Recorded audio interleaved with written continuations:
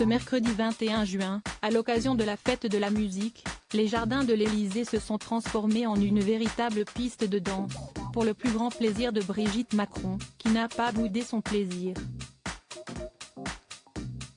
Aux côtés d'un célèbre chroniqueur de Touche pas à mon poste, Brigitte Macron a besoin de relâcher la pression, elle qui a récemment vécu une situation particulièrement difficile. Le 15 mai dernier, Jean-Baptiste Trogneux, le petit-neveu de Brigitte Macron, avait été agressé devant sa chocolaterie rue de Lambre, à Amiens.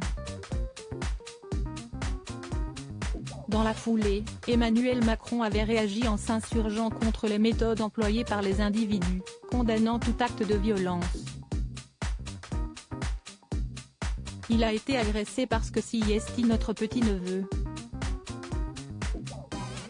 Il a été confronté à la brutalité, à la violence et à la bêtise et avec beaucoup de courage, ce jeune papa s'est interposé pour protéger sa boutique. La violence n'a pas sa place en démocratie quelle qu'elle soit et en particulier dans la nôtre. Aucune forme de violence ne se justifie parce que la violence verbale amène à la violence physique et la violence contre les biens conduit à la violence contre les personnes, avait affirmé le président. L'épouse du président s'était quant à elle insurgée contre la lâcheté, la bêtise, la violence des individus en question. Alors que 2 hommes ont été condamnés en juin et qu'une adolescente vient d'être reconnue coupable dans l'affaire, la première dame a profité de la fête de la musique pour se détendre, dans cette période mouvementée. Brigitte Macron déchaînée à l'Élysée ce mercredi 21 juin. Brigitte Macron était donc présente à l'Élysée, pour faire la fête avec tous les invités présents dans les jardins. Sur les images qui ont circulé sur Twitter, la première dame apparaît plus déchaînée que jamais sur I Got a Feeling de Black Eyed Peas, à côté d'un Emmanuel Macron beaucoup plus sage.